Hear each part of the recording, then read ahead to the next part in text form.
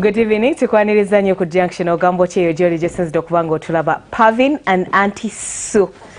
We love you and appreciate you. Thank you so much for being here for the show. Era ng'olunaku olwaleero twebuuza in a very simple and polite way. What are some of the ways you can end a misunderstanding, an argument between you and your spouse or between you and your friend without silent treatment? Because most cases abantu basirika nnyo naga ngenda mu lusirika lwa myaka ena, myezi ena, wiiki bbiri, 4 hours ne mubeerawo nga teri ayogera na munne because waliwo eyakunyiziza oba alina kye yakoze. What best way can you end an argument or misunderstanding without silent treatment? Lwaki oteekamu friend? Kale tugende ku spouse. Yeah, even just simple human relationships. Waliwo abanyiigira bazadde baabwe for 4 years. Nga yamunyiiza just mu ssomero. Kaakati tugende mpola nga abali akatogo. Buli mbeera zonna ze mwawukanye oba ze munyiizaganyizza like annoying each other. Depends on what relationship. Exactly. That's why I mentioned it. Friends. You can still tell them, auntie. We can still tell them better ways because nze manyi abantu abatayogera na bazadde bawe paka kati. Natandika okutwala ebimuli ku ntaana. Oyo naye ne tumuleka awali. We should have ended it. Ne tumuwa approach ye.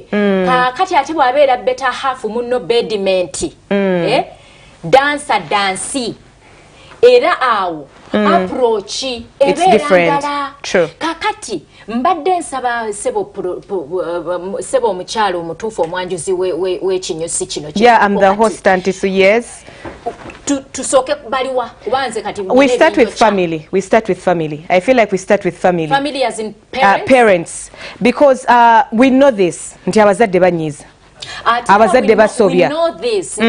Engeri gy'onookwata obufumbo bwo kitandikira waka. Charity begins at home. Ate nkwagadde tujja kukwatagana. Charity begins at home. So basically obusungu oba endilinga y'obusungu etandikira waka mu maka. Kakati tutera okugamba nti abakulu tebasobya. Okay?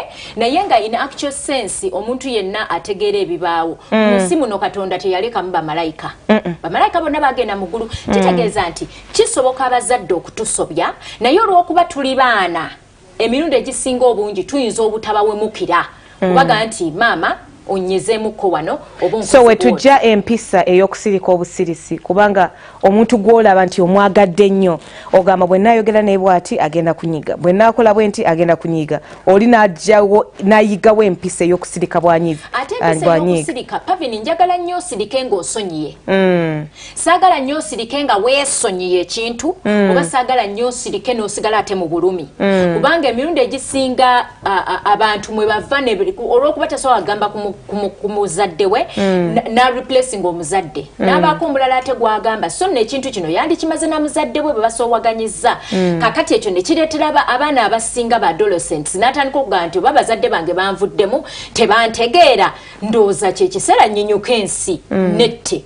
Kakati era kyobula nti usually suicidal tendencies and suicidal tryouts and suicidal feelings and thoughts ziri nnyawo mu adolescents awo. Nga abazadde tebakutegeera tobategeera waliwo ebintu ebisobye tebakuwuliriza tebakusonyiwa nawe tobasonyiye kwega tebakuwadde audience kweyabya kwogera bikuluma. Kati emirundi egisinga bikusobereka ne mu kibira kubanga otandika okugamba abazadde bange bwe batampulirizde mu ani agenda okuntegeera ani agenda okumbeererawo. Well, at the end of the day mingi nnyawo. At the end of the day what I think is it's very very important for the parents who are watching us right now to realize that you make mistakes because there are so many of you in this pandemic that we are recovering from that married off your children because you are hungry. Muri basirusiru batumbaavu nze kambavume kuba abaana tebasobola omuzadde bamuvuma musirusiru mutumbaavu. If you married off your child because you are hungry not angry oba mukama akuwe ulcers nedda nyabulekayo bireke kale mama. Like if as a woman you witnessed your man raping or defiling your child and you kept quiet because yali asasula school fees, simanyi mukama kyabakola naye omuggo gwo gukyali ku treadmill gukola exercise. It's a serious thing, Auntie Sue. because we are going through things whereby omwana akugamba nti waliwo omwana eyangamba right now there's someone who reached out on my Instagram nangamba she has failed to love her child because her mother didn't love her. So tamanyi oba kyakola kyekituufu, tamanyi oba kyakola kisusiza, she doesn't know how to be a mom. Now abazadde mulowooza nti bino biberawo nti mwana muto tabitegeera. Let me tell you, I'm going to give you an example of Zabet. I thought Zabet was young until I realized she knows what everything that I do. She knows everything that I do. If you leave your handbag there, like let me show you, like those organized women, I'm going to move with a sanitary towel. She knows what it does. Yeah. So no, like she knows, like omulaba naga pampa. She knows muno mulimu anti sema nayagita pampa kuba efaanana pampa okitegeera so amanyi ogifukamo amanyi what's in the wallet when she gets the lipstick amanyi wawegenda like kids, yes, they are young, they can't openly communicate in languages or in ways that we understand, but they understand and they are marked by everything we do. Let me be honest with you. So you have to make sure you don't scare your child. Tulina psychologist gwebayita Skinner yatuleetera embeera ey'abaana okuyiga by observation, by imitation, and by role modeling. They see everything. For a while, okuva omwana oyo bw'ozza omuzaala actually. And amanyi when the wig reaches the head like this, ngakwata ku kikondo. Amanyi ogenda. And like Zabeti work, naye agamba work, mommy work. Kati takyakaaba. It's a problem. It's still a problem because letting go is just difficult. Nebo munyonyola otya nebo okola otya when I'm leaving, but amala na settling. What was I saying to the parents? You scar your children for a lifetime. Right from the time they are young. Right from the time they are young. Ekyo soko kiteke ne bali. Waliwo ababikola mu bukulu. Omwana nakugamba mbadde nsaba daddy aje. Noleetamu obusungu bwo nti yakusuulawo ng'oli wa myezi 3 no scarring omwana nsaba kugenda kulaba ku daddy wange oba ku mami wange n'olyoka omugamba ekyo ekikazi tombuulira kakati ne twebuuza gwe maama oba taata omuntu yenna bw'ava gy'avudde nawe n'akuvumira maama wo oba n'akuvumira taata wo owulira otya maama mu nsi aliyo yekka bw'ati taata aliyo yekka era mama bw'ava mu nsi wabaawo omusika oyo era amala bitono. Even the step in parents, like it's the same extended love and courtesy if you're all good to each other. So as parents, let us be observant and let us be cautious as we take decisions, as we kugunjula and the children. Take decisions involve your children. I know the Bible says spare the child or spare the rod and spoil the child. Abazadde abasinga babadde tebakola mirimu gikendedde giweddewo amasomero gagenda anti soba ka video gwe bakampereza ng'abaana bali mu kwegamba ebintu bye tukola abaana bye balaba wabirabye bali ku ddogi njogedde mbadde manyi tunyumya byaffe byeno Yesu Kristo producer tagenda kajjam aja kaleka abaana bonna emyaka emeka egyo I saw one who was like this naye nga omuwala gwaliko munene mukulu naye ataddeyo ali bwati ate bukapo bali bungi and everyone was coupling okumanya they know that chebali you people abazadde let me tell omwana amala akule omuvume tolaba kawalanga kali ku kawala kannaako era kalenzi ate era bonna nga buli mabega tolaba kalenzi ntike kali mu maaso kakati newunye yali akwata video oyo oba ye batendeka oba abaana balaba bazadde baabwe sikitegeera. It's a problem. Ebintu bino ebya TV okutekangawo abaana ne balaba bye balabye. Those music videos are bad. N'omulaba nga abizina gwe n'omugamba koona kirira abamu bakoona bukooni abazadde abamu naye omuzadde omulala aleeta mulawo n'asooka kubalula kati onomanya ekinkubiza there's something in that TV naye ng'ate tewali yakunnyonnyola kugamba sometimes abazadde tutegere nti oluusi ensobi ze engunjula gye tugunjulamu abaana oluusi emenya bumenya ate n'ensobi ze bazze bakola tubeere patient. By the way,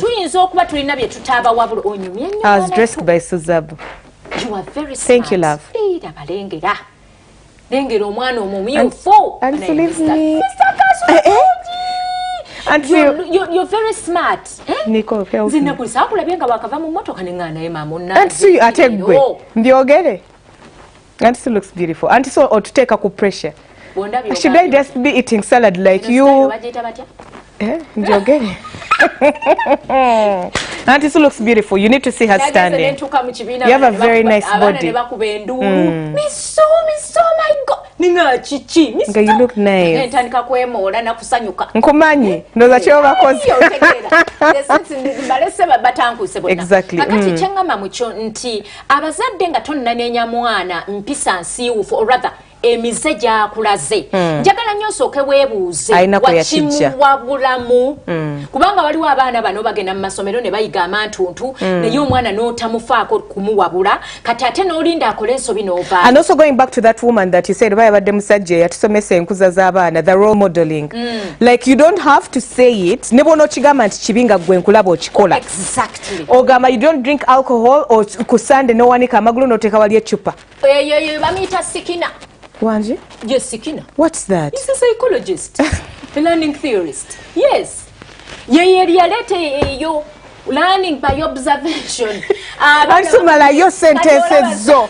Be a responsible citizen. A teacher. Yes. I'm sorry, that is be serious, baby. In my head, saying that to send. It's okay. SKINNER. Alrighty. Okay. Gemanya. Kakati. Gayoyo yamanya nti abaana emirundi egisinga they learn through observation. Balabane bayiga. Kati we bamala to observe naiga na imitating. That is why in nursery we have nursery rhymes. Like the more they hear it, the more they imitate it, the easier they learn. Sense, the more they learn it. Yeah. Then kati wamala ku imitating. Kitegeeza nti gwofuuse eki role model. Zabet atamulanga jjajja omusajja mwami Senkubuge. I don't know if daddy knows it. Amukopa. Simbaliga. But I know daddy alina akantu kako. Yo nangu bya kumulira. Ochogera ate munaibwa okola boti. And so daddy, and so what bwakoze. But kids imitate, they have their own role models, they have people they love and ayagala kubeera ng'oyo. Mwabazadde ababiri bwe mulemererwa okubeera ba role models abalungi. Abaana batandika okugoberera abayimbi. Abakozi bawaka. Dereva afuuka taata nti yam dropping yamupikinga. Shamba boy yafuuka. Maid awaka yafuuka maama kubanga yamugabirira. Ate n'ekirala abaana bano olw'okuba nti baagala ebintu ebiri exciting ebisanyusa. Bagenda kutandika okufuna ba role models ab'ensi yonna. Abayimbi, abazinyi, oluusi abambala obubi, abeegisobola. And remember they're imitating what you do. Every time they put a song nogamba ye muyimbi oyo yankolera because they want to be like you. Naye kye kyajja okukulanga amanyi. So anyway, back to our topic. Auntie, let me tell you. N'agaziyati sukali. Anti kubanga Makula, where are you? Ate omugambye nti bananga akayimba ako kankolera. Kakati naye najja munanga akuziniremu. Abeera ati. I miss Susan. Ngagabula che? Anti ate pavinera toyina wakudde era nze ndiwo munanga. Anyway, lecturer mbadde ngenda kugamba nti pate z'abaana ennaku zino manyi kye bakola bayita abantu bakulu. Amazina ge bazinirayo ebyokunywa bye banywa ebintu bye. So obwana buli wali babutadde mu bouncing castle bulowooza buzibe. They are seeing everything. So abana bakula bamanyi that's the order of the day. Pate z'abaana zino ziba zikolako ki abaana abantu abakulu. Munange be basingako. Nsaba abantu abakulu bo bajje mu pate ezaabwe. Ez'abakulu. Kati abaana bato bano tubaleke banywe. You know why? Because abana baffe bakuki? Bakubega kyo kisi kiganyi. So bagamba baptism ng'oyita naye nga abakulu bateera wali. Musigale nga mutudde. Kakati ate n'ekirala birthday party ate oleseeko ebitamiiza, oleseeko ecupa empanvu, oleseeko omubisi gw'amatugunda n'ensaali, omumaze okunywa munywedde mutamidde ate eriyo abantu abamu abatalina mpisa nga olutamiira bw'ati obaani yagamba abakyala nti bwe mutamiira mweyambule. Ani yagamba beeba? A good number of them. Nze bannange bantwale nze nzuuyo. Nti sumunywa biki. Be honest with you. That's why many times some men abasibuka empisa they take advantage of women. Era nze nafunanga bwe nabeeranga ku campus. Okay, even now. Ngera akubuza ye onywako ku mwenge. Ngabeera very disappointed bw'omuga nti asinywa. olwo ategeera obeera soba 24/7 naye ono muyisizaawo wa kubanga obeera soba era bwabanga kukwata boti ku kisambi ngomba nti obadde nkuyambe nti olina kyoyagala kuba amaaso benyi obwongo bicu oba olaba bulungi n'olwekyo nsaba nnyo nti pate bweba y'abaana kubeereko byakunywa ebigonda leka abazadde abo banywa amazzi n'omubisi yes ebintu bwebityo kubanga omwana wakulaba dadi bakuletedde ecupa eyasose n'ogimala n'ogikupa ne bakuletereyo okulala then n'akulaba b'otabula waragi ng'omugatta ate mu bia by all means ogenda kusibuka. That's a very bad combination. But anyway, back to our topic. Oyogedde ku kuzina ngamba okuzina kuno kwa music. Auntie Sue, release me from these chains, from this bondage. Nakugambye as a responsible teacher, malayo statements zo. Tusigala nga tuli ku mulamwa onkuba omutima. Ne bateekako ennyimba zino ez'ekikulu. Lega nti kakati abaana bato muve mu ddiiro mugende mu bounce. Abandi babagamba tagovo obugoye bukomeeri basika we bagwa. Let me tell you, it's embarrassing out there. Abazadde ate abazadde nabo tebamanyi kwambala bulungi. Tetukyalina ngoye. Mukama Katonda n'agenda kugonnomolako biifu nga weewo nga bwe bakuteeka ku minzaani munnange minzaani nayo neegwa nayo. You traumatize your children by the way. Kakati n'ogenda oyambala engoye ezaakulekawo edda nga ngoye za kivubuka kati abaana bano ate bozze nabo kati ba abaana obasuubira obutakunama. Well, and so back to our topic in relation to everything. In relation to what do we mean by all this detail that we have gone in? You can permanently scar your child. Omwana wo n'aba mwenzi olw'okuba kye wakolanga. Omwana wo n'akubanga mukyala we olw'okuba kye wakolanga.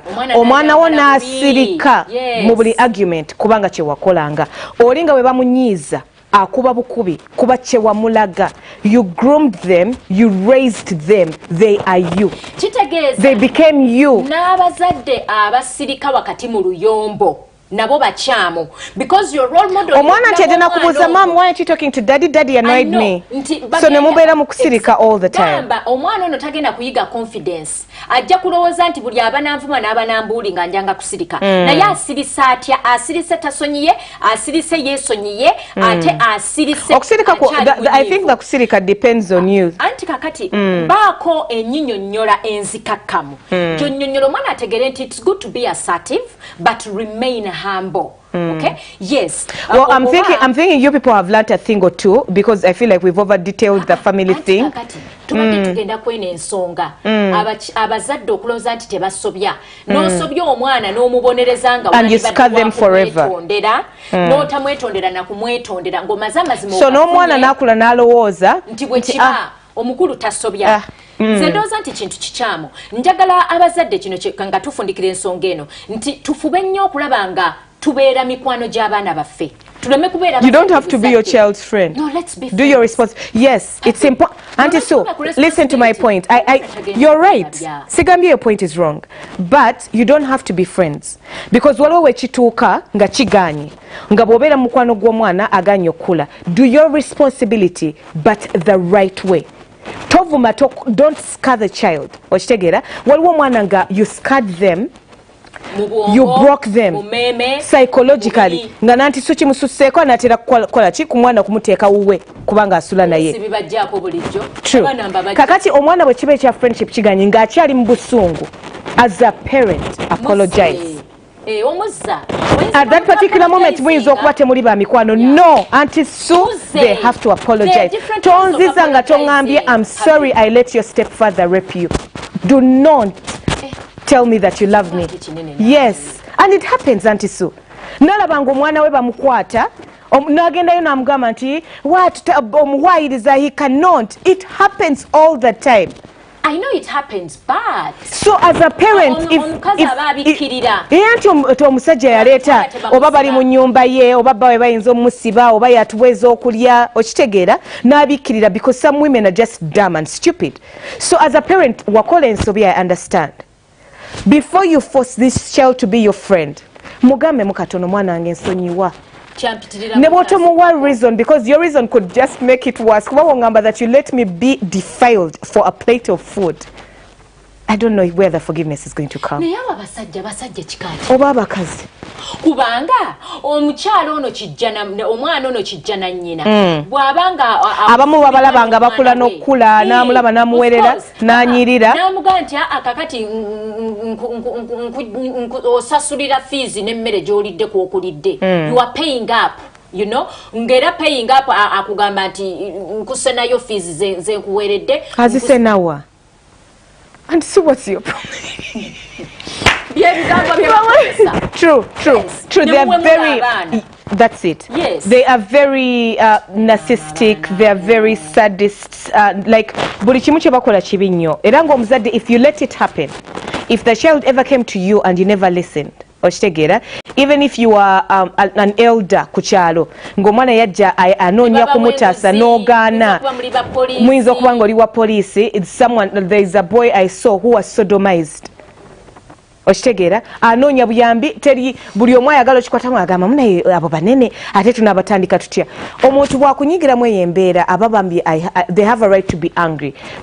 Omuntu omukulu who let it happen, reach out and apologize. Kubanga wandibadde oyamba omwana oyo, nakola child protection, ebyo ebintu ebyo ebitebe by'amateeka g'abaana, ne bajja ne bakuwa emitwalo 5 n'ota eya sodomizing kubanga muzadde. Kasanvu oluusi babawa n'ankoko. N'ozibiikiriza ku busente obutono bwe butyo n'obwenkanyankanya n'obulamu bw'omwana ono asobola okubeera damaged all his or her life. Asobola okubeera oba ali damaged. Ate nga naawe akoze ekyo ewakoleseeyo abaana ababo. N'otalowoozamu nti omwana ono wandisibadde osobola okumuzaala. And it keeps recurring. Do you know why? Because they grow up scared, and even when they go out in society, no one knows. Broken people break other. Then when people ask you, omwana yabachi nange sima omukazi nga you let it happen for your book. Olw'okuba toyagala oba musibe gwe n'okusalawo nti olw'okuba omwana ono muto ajja kuguma. Oba ajja kwerabira, oba yamanyi. Ye talya mmere. It's bad. May God punish you. Abamakulu b'amasomero nze nina abantu n'abasomesa. Yes. Ng'omusomesa yakwata omwana nga n'omukulu w'essomero akimanyi. Do you remember there is a time it was a big problem? Ne batugamba temutwala bitabo w'abasomesa, it had become a problem. Poliisi n'ejja etwala teacher. Ne bamukweka. HM n'akweka teacher. Bazibirize problems. It's very absurd. Mu Bible yagamba leka abaana abato bajje gyendi. It's very upset. It's very bad because it's the future of tomorrow. Like if that's what we are raising, the generation ahead is going to be pathetic. So we have to start from when they are young. Start right now. And if you made that mistake, it doesn't have to be as bad as letting her being defiled. But it's parenting to also tell them, Chichi mwana wange lwaki, start it up, initiate it. Omwana ayige yamanyi mukoli midde enensi oba biki ensi, what is that nonsense.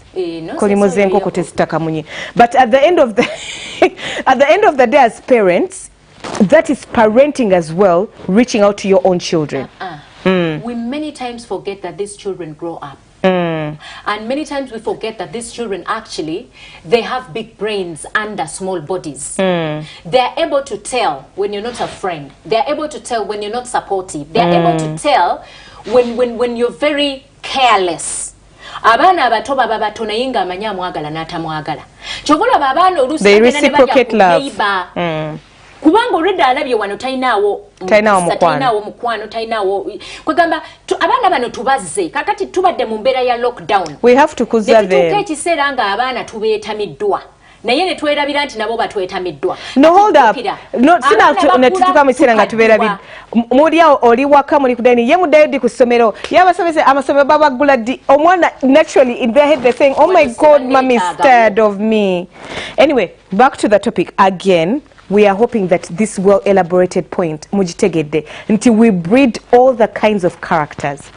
So, nga omwami, oba omukyala, bw'olaba nga omwami wonga, the way they deal with arguments is either keeping quiet or being abusive of fighting or staying in the battle long nga tewaliwo kimanya nti ayina we yakulira for all those years before you guys met. They shut them up okitegeera all the time. It takes two to tango. It's very, very important to know that a perfect tango requires two dancers. One wrong move, because tango is a speedy, up-paced move. So one wrong move, mugenda kugwa. There is nothing like you're not on the same page. You can't. Yeah, you can't. True. So like because our topic was how do you deal with arguments apart from Lusirika? Yes. Best ways of resolving situations without keeping quiet. And reaching out is important. It's very important. We're always telling people communication is key in everything.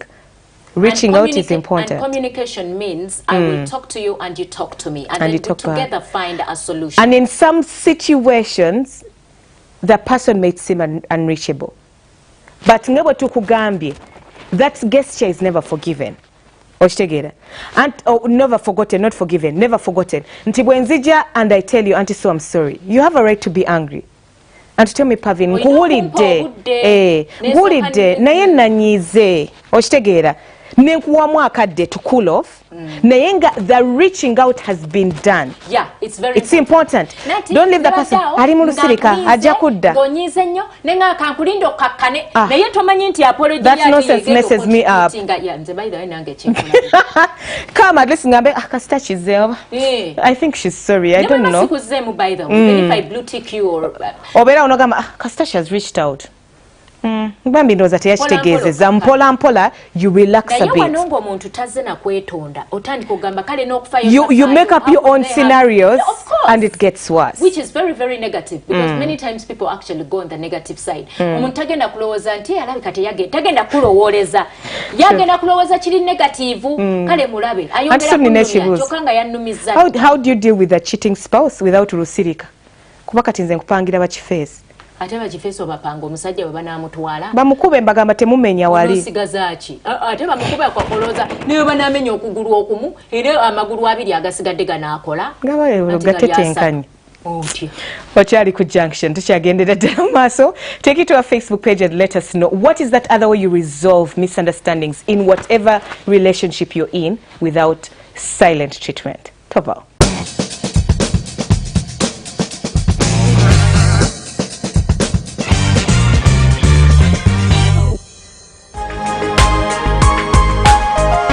Soul Television, Femunyo.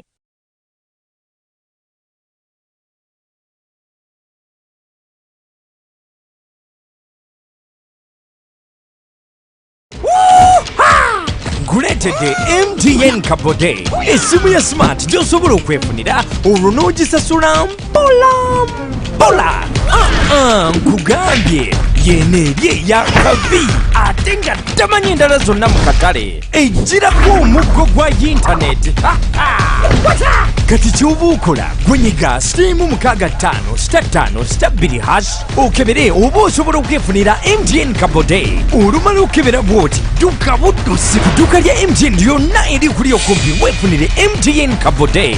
Olwo olyoka ogisasule mpola ng'osasula nnusu 15,000 zokka buli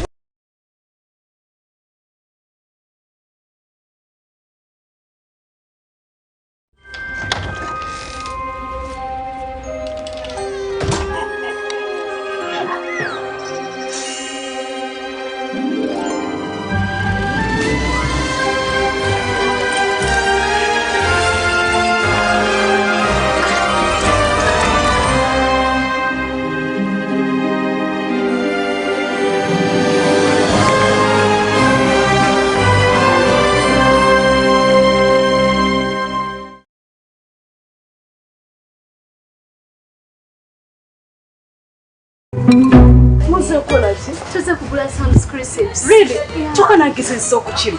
Banange muwala wangazaga. Baneno wangazaga twetira nangamba maybe I need this. Really? Yeah. They are nice. Banange buwoma. Sam's Crisps cheche okolya buli muntu kyeyettanira ensangi zino. Aba Sam's balina potato crisps, gonja crisps, cookies, peanut butter, amawogola n'ebirala ntoko.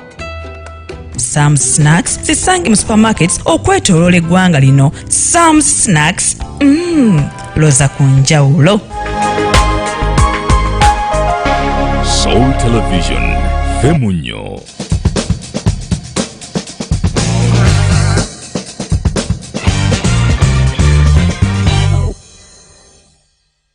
Well, it's just me and Auntie Sue, and yeah, I hope you're enjoying our topic of discussion. Remember to take it to our Facebook page and just to pour out how you feel about our topic of discussion. Nkomye nkubuziza, he's a cheating spouse. Nkuzibwa ngambibwa nti omukazi aguma atebwa omubuuzo oba omusinikiriza atebwa okola some nonsense awo. Nze ngambye like some people how njagala tutegere nti emirundi egisinga omuntu bwakusiriikirira abatakusonyiye. Omuntu bwakusiriikirira abatabivuddeeko.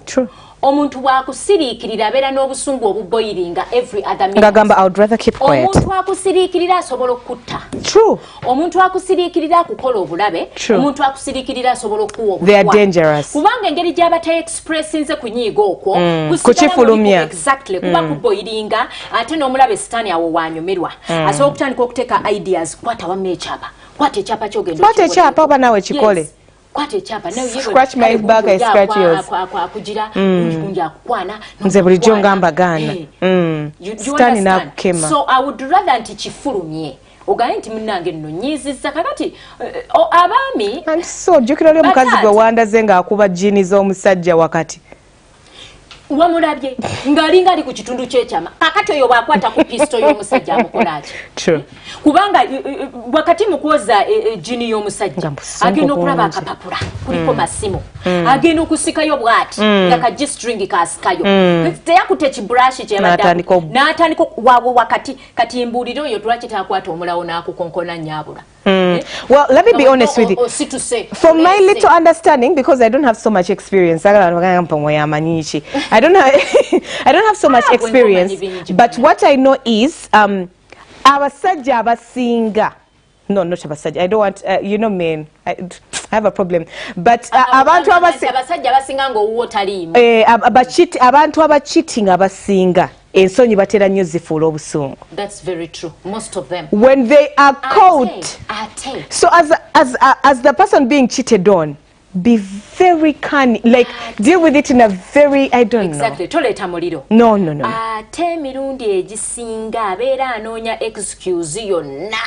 So mukwata abantu agenda kyere. Kati amanyi.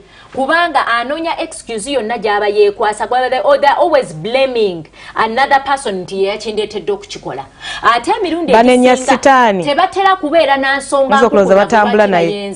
Tebatera kuba na abaami emirundi egizenze ngamba nnyo abaami ne mbaga nti kakati okugenda okwenda kubanga omwami omukyala wakaakunyiizizza olowooza kigenda kujjawo ekizibu ekiri. Obolooza eri gy'ogenze temuli nyiiga. Kyongera buzibu kubanga olwedde omukazi ono gw'olina bw'abanga akustress ali omu kakati obagasse babiri oba togweddalu izibu kakati emirundi egisinga abaami they love running away. Some of them they do not want to sit down so that to deal with situations. To deal with situations, so they are fond of having to run away every other time, and many times they run away to other arms, and those other arms tebabanoonyerezaako bulungi. You know, ate emirundi egisinga they don't only run away but they even go and discuss with the other people gwe kitakwatako. Ogukazi ogwo gw'olaba omukazi ogwo gumkuba omugongo tegunfaako. Can you imagine yakutte ekyapa n'akyewolerako kati oli gw'ogamba yina yalina by'anoonya mu ggwe kakati bw'otandika okunyumya obunafu bw'ewuwo batandika okulabamu ebituli kati mu kulabamu ebituli as I said sometime nakyogerako sometime that beware where you are, what you're discussing, because some people are just laughing at you and not laughing with you. So let's be cautious, because omuntu omukulu, omusajja omukulu, oba omukazi omukulu asiriwala nogenda notandika okunyumya your family matters and your bedroom matters, because if she's not sleeping with you, there is a problem. You probably stopped growing in pitu, or you don't know what you're doing. Why is she refusing? For her, she doesn't want. But for him, he doesn't want. Kenderi, you are a failure. You need to pull up your socks. So they laugh at you. So beware. No, kubembera tebajimanyi. Abantu abasinga bwe bagenda okwogera ku spouses babwe mu bantu abalala, information yonna tebagireleasinga.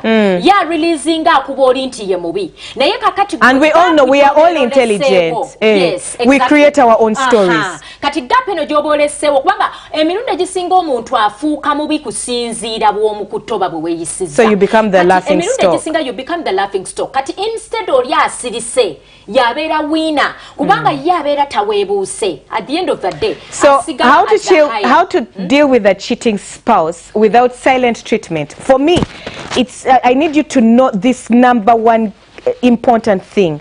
Most cases, caught people, guilty people, they tend to be extremely angry when found out and caught. And usually, they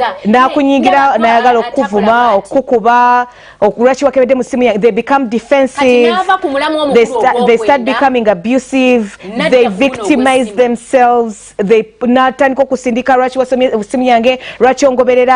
don't trust me. So at the end of the day, you're going to end up, this whole confrontation could make you end up feeling like you're not woman or man enough, because orenso nyiziri ajja kugamba anti gwe tokola ki chimale toni gusa wana ya kwanza chiri toli mulunge like right today was saying wanjiga agenda kugamba ebintu ebigenda ate okudamaginga. They usually use very very bad words that just tend to make the situation bad for you. Exactly, yeah, not for them. Because now, okay, why are you cheating on me? Am I not woman enough? Agambe tokola shi? Echo. Then chikulume because chiluma. Sukari keko. Kati obera ngogamba bane ngokusajja guno. So ovene kumbera nti he cheated otandiko gamba oh my god it was my fault. You blame yourself. I have failed. Self-guilt is a very very ugly situation. Many times it leads to suicidal thoughts. It leads but don't to kill yourself because your boy is cheating. It leads to kunova thoughts. Some nonsense. It leads to you giving up on your marriage. Yeah. Nobanga toche feelinga tochaji feelinga. Kati nsaba nnyo nti gw'omukyala bw'oba ozudde nti omwami ayenze ng'olina 100% proof. Njagala nnyo first of all osooka okkakkana obusungu. Kubanga tewali kukakkana kwa man's let's be serious. I'm not going to burst, but obusungu bugenda bbeerawo. No, don't quarrel, don't shout. Nyengo obusungu bugenda bbeerawo. Obusungu, what do you mean calm down? And so have you ever been cheated on? Yeah, very many times. Ready-handed. Do you know what I did? Do you know what I did? Almost tinga tuaka fumbirigano. Yeah, it was like 1 year. Nzomanye chenakola. Ready-handed. Were you in your marital home? Zira chenakola ne waliwo nsirika ne kugamba ne bakulaba nti obalabe oba nawunga buwunzi. Yeah, the shock can take you out. At that time I only had a little psychology. Yeah, because now I would know if I do it now, then I would know that I really you're giving him a go ahead to manage. Now yeah, that time I was first of all very naive, very young. Kwegamba chenakola namanya nti omwami wange mukambwe ye yali baba nga akuyisaamu n'empinga akuyisaako essaawa eyo nenga kakati obake kafiga inzo okunkubira obwereere era chenakola nenkibuuka noba wakyai nembanga takirabye naye bakulaba nti obalabye nemuterayo amazzi mukwano genda onabe banange ng'oluddeyo mukinabira amawulire go gaagano mukwano ogenda kusubwa amawulire. Where was the woman? Sweet naye nga woman yaba akyali waawo noleta eyo treatment ey'emirembe naye nga wano owuliranga and so ati kakati for you are good soul. Other women, if they did that, you've been knowing what's next. Anti kakati, I could have been a good soul. Na yato okujja okusasamaza baneiba bonna ne bajja ne police. No kwata akambe no sala semusajja w'omusingi wa bawo. Anti byebyo. Kati oyina okusooka okwetonda. N'okukkakkana tekuliyo. Munange kukola. My best deal would be walk away. And come down from somewhere else. No. Let the situation just. Nzomanyi kye nakola. Nze nagenda maaso n'obulamu nga talina kyendabye. Era nendeeta kacaayi, caayi n'amulema okunywa ndozaalooza ntaddemu obutwa. Nendeeta akatunda n'emmere teyalya. Ne tugenda twebaka. Naye yeebaka. Wakati mu buteba. Bw'osobola kwebaka. Nange seebaka. Okyali wamma ku junction. Tukomera waawo wennyini okyali ku junction era nga tuwebuza how do you deal with a misunderstanding without lusirika tovaawo.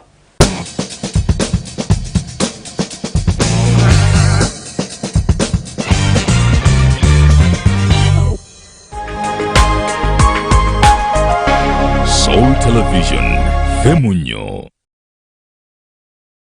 Upgrade your TV experience with StarTimes Christmas Level Up. Enjoy most affordable family entertainment with world-class football, StarTimes Uganda Premier League Super December, subs in the language of your choice, and premium kids channels.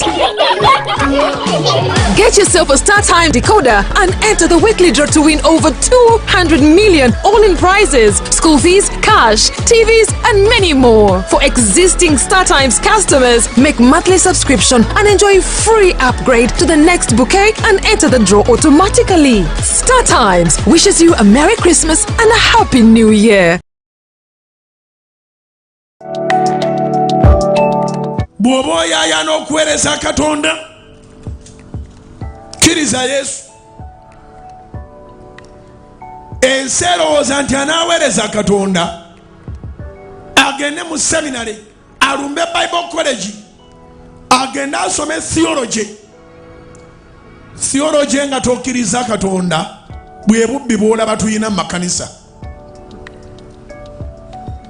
Kenkiddemu. Theology nga tokkiriza Katonda newankubadde nga theo kitegeeza Katonda naye ng'ofunye ebyakulupapula toba na njawulo n'Abafalisaayo n'Abasaddukaayo. Instead of loving God, you love money.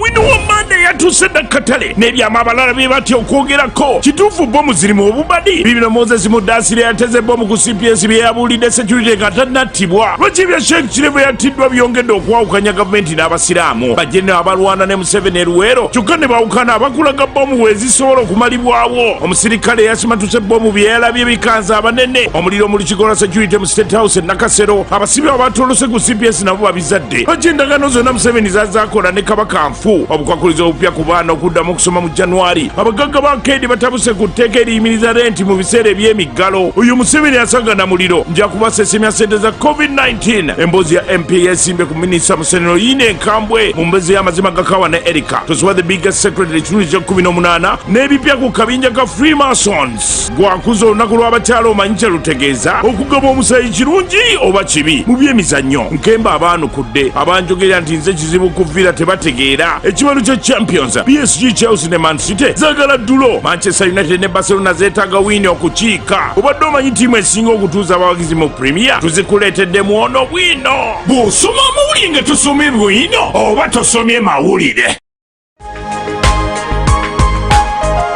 Soul Television, Femunyo.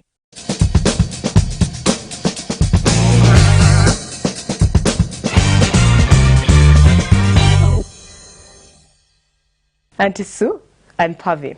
This topic is hot. Auntie Sue, olese kacha muri mutulo. Kati olwo.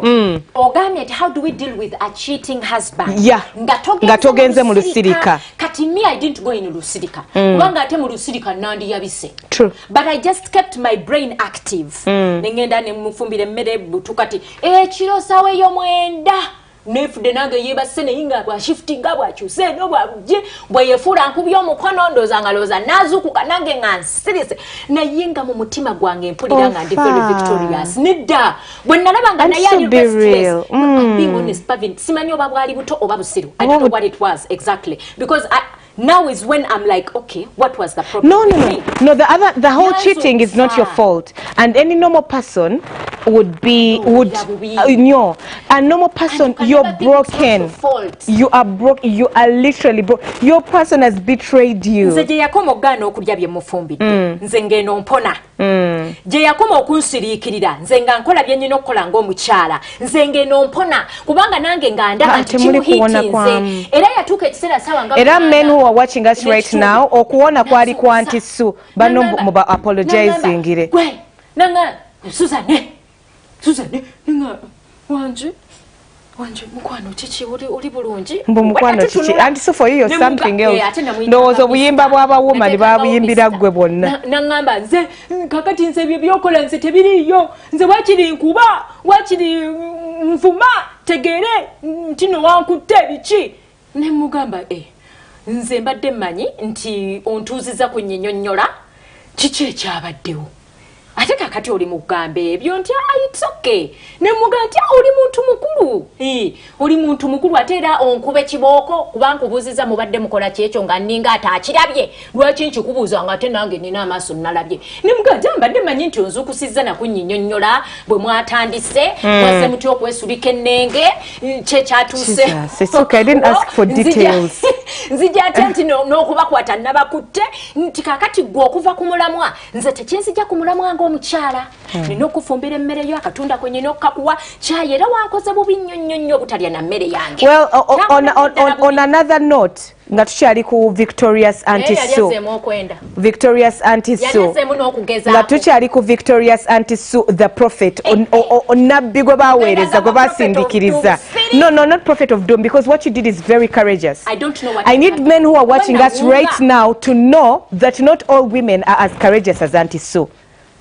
So mweyo embeera munno musaasire kuba tunyiiga tutendewalirwa naye naawe omukyala tulaba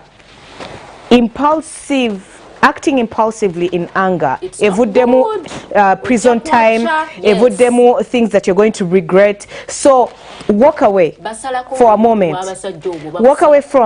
get a moment to say, Holy Spirit, please calm down. Yes, mukomyewo oshegera. And for the men, apologize. Naye kakati waliwo apology lwebeeranga saagala nnyo omuntu ajje buzina apology okusaanikira ekigenda mu maaso mba neetaagawo engeri y'okunnyonnyola where did I go wrong. It's still needed. Anti kati waliwo Pavin waliwo omuntu ajja okulowooza nti oyagala nnyo apology Auntie Sue ffe tetugenda fumba kyayi na binyeebwa byakuliirako ku kyayi. An apology of honey, I'm sorry. Auntie, at that particular moment Auntie Sue ne bwe nnaakugamba nti ankutte bukwasi tojja kitegeera because you're angry. Kakati wonna ngamba apology. But the apology, hold up. Nze sigenda fumba chai na binyeebwa Auntie Sue nkunnyonnyodde. So omuntu jawo mugambe hani nsonyiwa gwakuma be remorseful. That is what I'm asking for. Then women wano wenyingiriramu todda mu lusirika bichi mugambe hani why. Have that conversation, delve deep into it to the roots. What happened? And make sure you deal with it immediately. Am I not in the good because the longer you take it, the longer, my God, that is the longer you are planning okumusanyawo. Nze ntera okugendako mu makomera okulaba ku bantu. Until you hire someone. Emirundi egisinga make sure the money doesn't come back to you. Actually, abantu eruddeyo towetaaga na babuuza kiki ekiba kyamuleeta. Naye bo banyumya. Crimes of passion ezisingirayo ddala. Nti ondaba nakalumako. Bamming obusungu because we get angry. So as a man, be serious.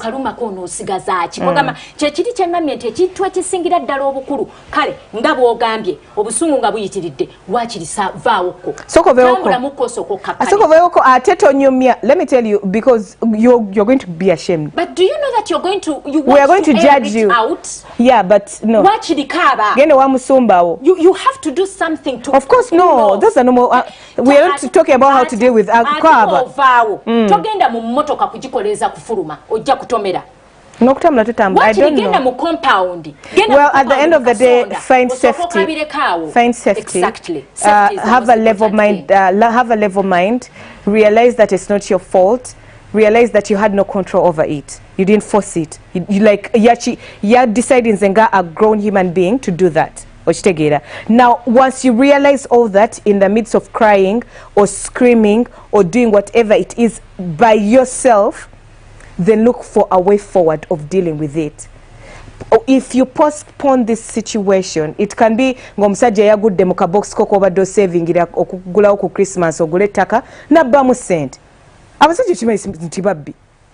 Abasajja n'abakazi babbi. Side zombi nzibi. Ne walewe ko musajja gwa mu kabox ka savings. Ate oyaba ensonyi ziba nnyingi nnyo nga yitiridde. Ate mwana agamba naye anti ka emmere siggo wagiridde se wansaba ezanviiri luli. Omukyala anti emirundi egisinga era muba muzisevinze ku z'akameza. No, Auntie Sue, like sagala te tuwabye. Now you're becoming the prophet of doom. No. Shobadde oteredde. Njagala nnyo. Omusabe.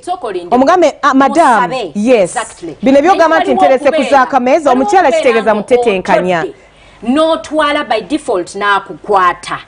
Njagala nnyo obeeko okunnyonnyola kw'oteekawo.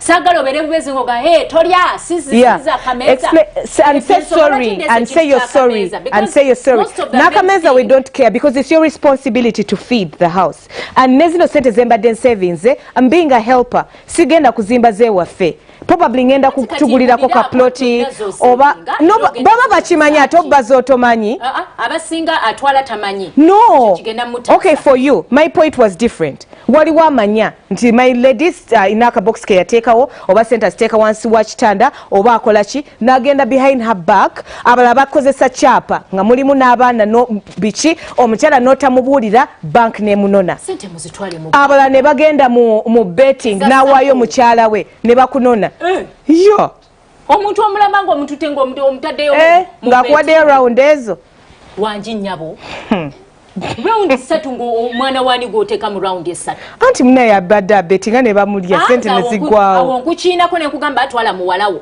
ne tulaba ate gy'omuzi anti so have you seen the madness in this world nkutwala ku poliisi anti togezesa sitaani the Bible says do not what tempt gwe. So at the end of the day, it's a serious thing that is happening.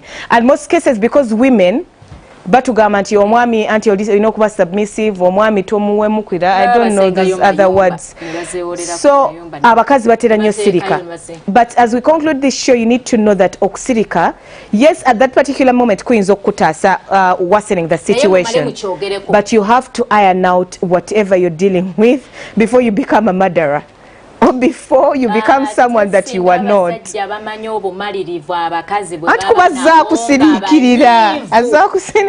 Women avoid bottling. Namugamba kantu katono nnyo lwaki onyize. Nayenga azali wamunyiza myaka 15 emabega. Ate ekirala bane tuyiga okusonyiwa. Omuntu yenna kasitoba ngo okkiriza okusigala n'omuntu ono. Musonyiwe. Very good. You're talking as a counselor and a psychologist. Kubanga bw'otosonyiwe. Njagala just oteekeko okukoba then you continue.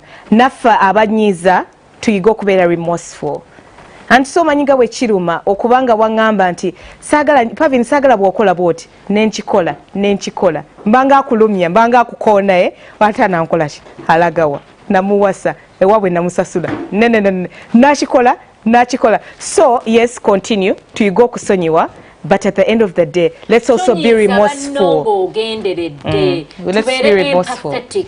Ate wosalirawo okubeera n'omuntu nga musharing ennyumba musharing abaana kitegeeza muli baawamu tomusingayo mu bank by the way nti nabo muli awukana kasita mubanga mulina abaana mulibeera baawamu yes wabawo ekibagatta kati bwe muba mwenyigira nga mweyuzaayuza mulekengawo at least 10% esobola obateeka ku round table ti omwana agenda kufumbirwa oba omwana andwaddeko oba kugamba enteeseganya kuba abaana bano bo obulamu obwabwe bugenda mu maaso also nakyogeddeko alia musho ne ngamba nti oluusi omuzadde you don't require friendship but you require to be a parent. Likewise. Parenting enekuba abaana oli muzadde wo ekyo sigenda na kirumamu. Apologize for you don't have to be friends. Anti bengamba yes chengamba you don't have to be friends but as a parent it's your responsibility to make sure tata w'omwana kumukola ze tata w'omwana ku vidya ze oba mama w'omwana. True. Well obadde ku Junction tubagala nnyo tuvaawo ku munyo until next time bye bye.